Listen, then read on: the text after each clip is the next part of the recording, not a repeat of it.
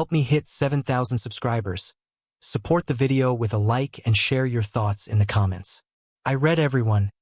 Thank you. My name is Callum Reed, and if you had asked me 6 months ago what the worst sentence a spouse could say was, I might have shrugged and given you a quiet, harmless answer like, we need to talk. But real life has a way of showing you that pain has levels. There are shocks that freeze your blood, and then there are the ones that feel like the world tilts a little, like gravity decides to forget you for a moment. It happened on a Thursday evening, one of those quiet nights where nothing special was happening. The kettle was humming in the kitchen, the rain tapping the windows, and my wife, Maisie, was scrolling through her phone with the kind of blank calm that usually meant she'd had a long day. We'd been married 8 years. We weren't perfect, but we were steady, or at least I thought so. I was slicing an apple when she said it. No build-up. No warning. I told everyone we opened our marriage, she said. So I'm going to sleep with my boss for a start. She didn't even look at me when she said it. She said it the way someone might say they're switching shampoos or trying a new restaurant. Casual. Weightless. Thoughtless. My first reaction wasn't anger. It was disbelief, the kind where your brain tries to replay the sound in slower motion, looking for the catch, the missing context, the joke. But there was nothing in her voice that sounded like humor, and nothing in her posture that suggested she expected a reaction.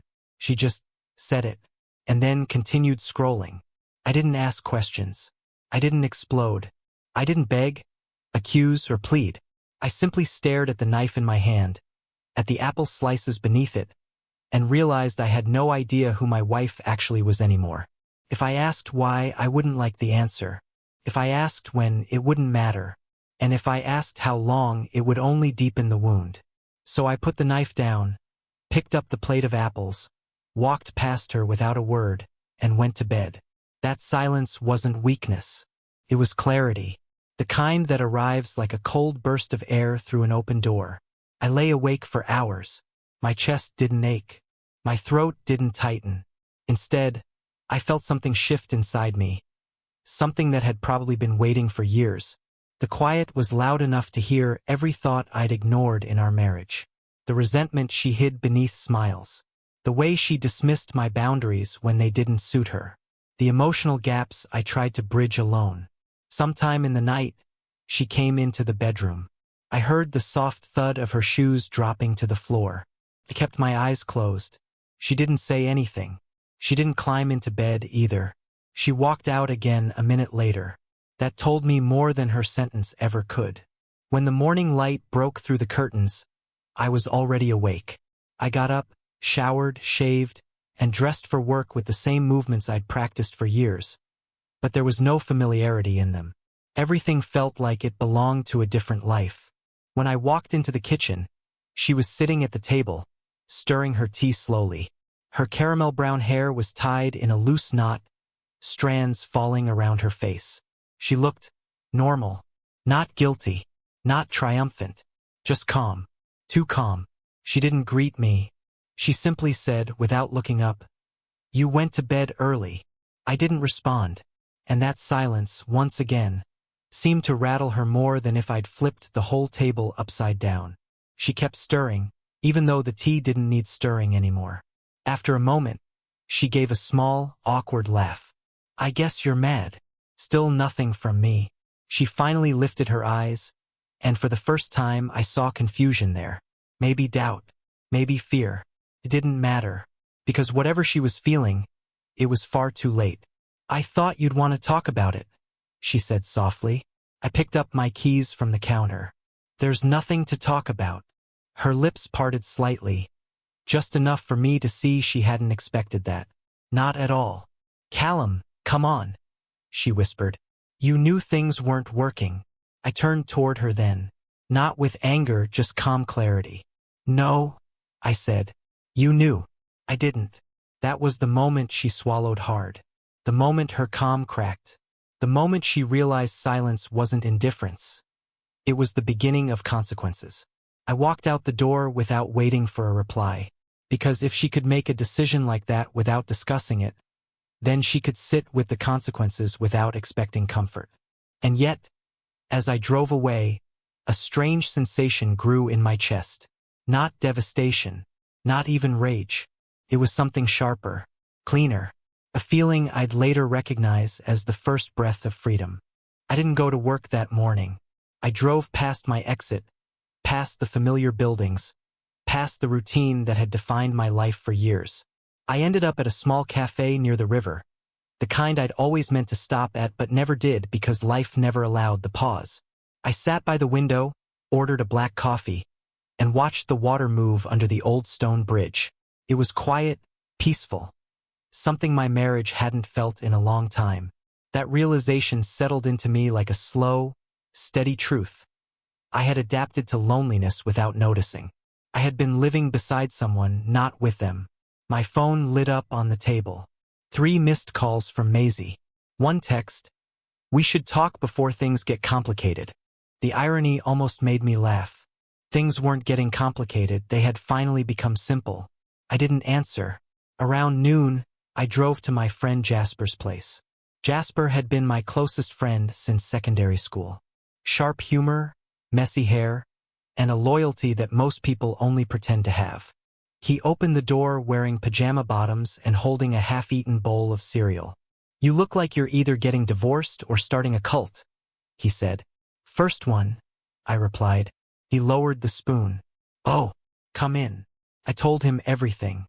Not dramatically, just the facts, in the same calm tone I'd spoken with since the night before. Jasper listened without interrupting, which was rare for him. When I finished, he whistled under his breath. "She said that? Word for word. Word for word. And you didn't throw her phone out the window? Flip a table? Burn the house down?" "No." "Wow," he said. "I'd commit at least 1 felony." But my silence wasn't passivity. It was the shock hardening into understanding. There was no version of this where begging would fix anything. There was no version where trust grew back. The foundation had cracked too deeply. Jasper leaned back on the sofa. "So what now?" "I don't know yet," I said. "But something's ending." He nodded. "Good. Endings aren't always bad." When I left his place, my mind felt clearer. The weather had changed. Sun breaking through clouds. The air carrying that sharp, early spring scent that feels like possibility. It matched the quiet resolve inside me. When I got home later that afternoon, Maisie was pacing the living room, her expression tight with frustration and something else. Panic. "Where have you been?" she demanded. "I've been calling. I saw." She rubbed her hands over her arms like she was cold. "You can't just ignore this." "I'm not ignoring it," I said. "I'm processing it." Her eyes flashed. "Processing what?" "I thought you'd want to talk like adults." I looked at her calmly. "You unilaterally opened the marriage without asking me, then announced you're sleeping with your boss. That's not adult communication. That's betrayal." She blinked rapidly, as if the word betrayal hadn't occurred to her. "Callum, I didn't mean it like that. I was upset. I was venting. I didn't think." "That's the problem," I said. "You didn't think. And if you did, you didn't think of me." She stepped closer, her voice softening. "We've been distant. You must have noticed." "Yes," I said. "But I didn't decide to solve distance by climbing into someone else's bed." She exhaled sharply. "It was hypothetical." "It wasn't," I said. "And we both know it." Her eyes darted away, a tell I'd known for years. A sign she was lying by omission. Whether she had already crossed that line or was preparing to didn't matter. The trust had cracked beyond repair. For a moment, neither of us spoke. The silence between us wasn't cold like the night before. It was heavy, honest. Finally, she whispered, "Are you leaving me?" "I don't know yet," I said. "But we can't continue like this." Tears welled in her eyes, and she wiped them quickly.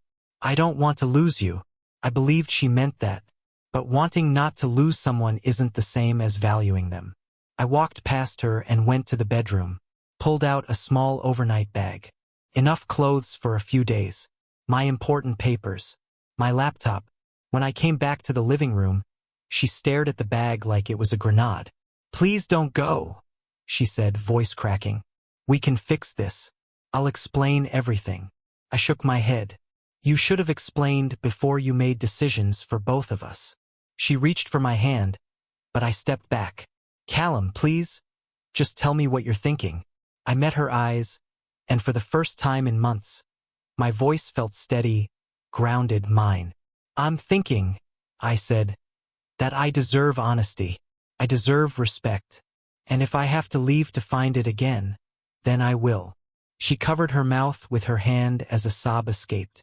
But even then, even in her remorse, I didn't feel the urge to fix it.